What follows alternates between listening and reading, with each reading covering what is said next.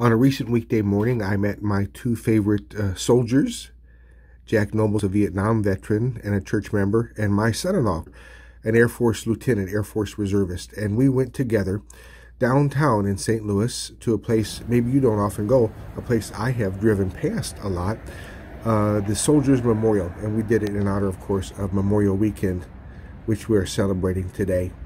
Join us on this tour that we went on together. Began by standing on the corner just to kind of get your bearings.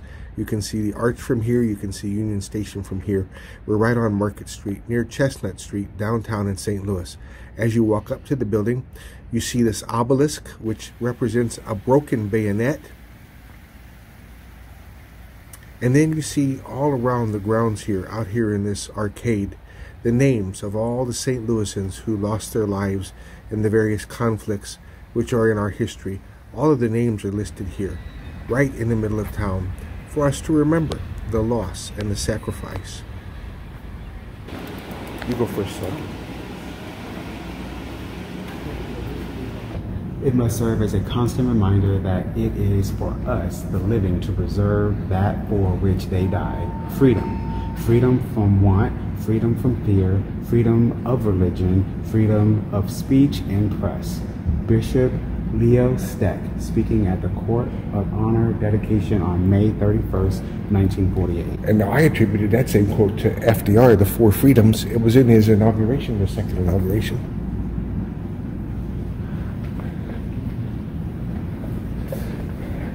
Landing in Iwo Jima is what you're showing there with the island of Iwo Jima. Did you ever see Clint Eastwood's movie? And they took the approach of what both sides were feeling. You know, the Japanese were dug into the wasn't Flags of Our Fathers into the mountain right here that you see, and both had families that they wanted to return to. Yeah. Wow. Yeah, you said it was Flags of Our Fathers? Flags of Our Fathers. I think that's right. That was the name. Yeah. Okay, I'm going to have to watch that. I have known so many people from this era who don't like to talk about it because it was so unthinkable what they saw and experienced. In the Air Force, our first sergeants are E7. They are not the highest ranking person. Which you can have an E8 or E9 as the first sergeant, but to have a chief, which would be equivalent of a sergeant major in the Army, who's also the first sergeant or the top, would be kind of weird, but I've seen it. I've seen it on a deployment, no less. We had a chief that was there. He was deployed in Bagram, and they needed a first sergeant. And so they said, you've been a previous first sergeant as a senior master sergeant as an E8. Guess what? Here you are. You're now the first sergeant. And he was also the chief, the highest ranking enlisted person. So what they didn't want to be was non-commissioned. That was non-commissioned officers. They didn't want to be officers because they wanted to work for a living. Here's a bomber jacket, I guess. Is this a bomber jacket, I guess? Yes, that's for pilots. Yeah. 26 bomb squad. Was that here in St. Louis? In Missouri? That's fine. Because they're now, yep, in St. Louis suburb of Richmond Heights, joined the Army. It may not have been. He was assigned to the 11th Bombardment Group. He flew 40 missions. Squadron attacked Japanese shipping, airfields, and bases. The Royal Flush. That's why the symbology there. And the flush was a stool. what was that? It's a stool. The Royal Flag. Oh, here we go. Tuskegee. Oh, these are men that I so admire. Captain Wendell Pruitt. He spoke at, he's passed since, but he spoke at one of our gatherings at Boeing and told us of his service. Then we also had another man speak that was Navajo, and the speakers, they spoke Navajo to throw off in Europe the code. They were code talkers, basically. Yeah. These were the red tails. There's the symbol right here, the red tails. And only just recently have gotten the recognition they deserve. Yeah, yeah. Some Civil War era sabers, I guess. This has to do with the message that I'm thinking about this morning about the sacrifices made. St. Louisans took up arms for their beliefs and freedoms during the Civil War, supported American colonization during the Spanish-American War. Each time their nation called, St. Louisans answered, leaving behind their homes and their families to enlist in the military and train for combat. They served with courage, willing to sacrifice themselves for their country.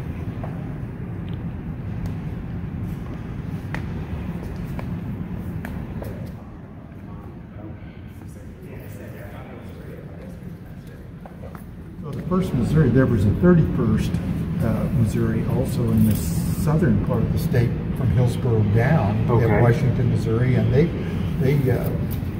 really took a lot of the battles in the south, all the way from Shiloh all the way through Gettysburg. I mean, they really conquered. And so this is the uniform of a Captain Leroy Roberts. You know, that's what this place is all about, that we drive past going to the ballpark all the time, or Union Station. The names are all memorialized here.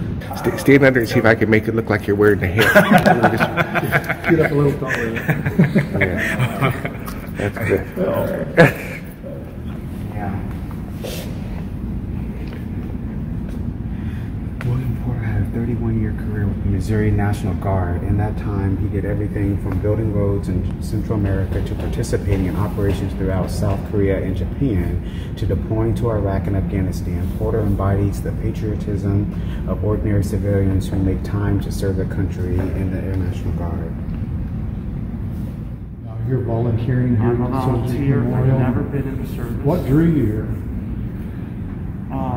Get my ass off the couch and do something. We're making a video for church. I'll bleep that a little bit. Are you really? I think it might be in the Bible. I'll yeah, so Jack's question, what made you, besides that, what made you want to volunteer in the memorial?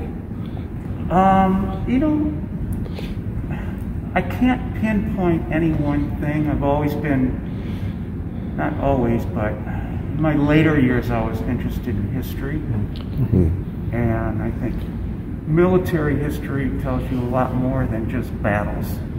As you can see here, we try and focus on people a lot. The lives, right? And you know, their backgrounds and what they did as opposed to a war itself. And We noticed when we came around the corner, Mr. Franks here has been to our church several times. He's a friend of mine. So Chris, this is the patch that I wore. This is the dress uniform patch, but that's the, we call it the Flying Butter Knife, but it was really the 173rd Airborne Infantry patch. Wow. That's awesome. Yeah, Great. and they're still deployed. So that's awesome. Yeah. Thank you so much. Yeah, That's awesome. Yeah, I'm on this forever. Very proud of what you're doing, too. Well, thank you. I appreciate it. So these are the words of FDR when he dedicated this place. Narrate it, someone. Go ahead. We in America do not build monuments to war. We do not build monuments to conquests. We build monuments to commemorate the spirit of sacrifice in war, reminders of our desire for peace. Those were words by Franklin Delano Roosevelt speaking at the Soldiers Memorial site, this site, at the dedication October 14, 1936. Okay, look up. Yeah. Gold Star.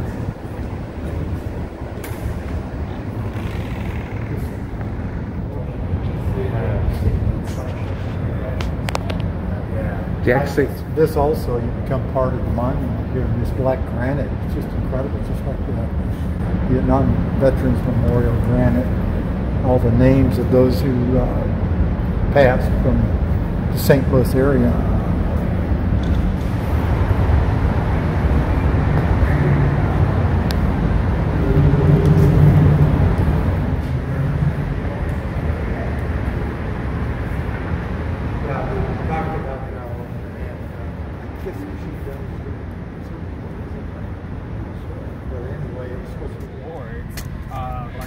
Best Metropolitan College or University.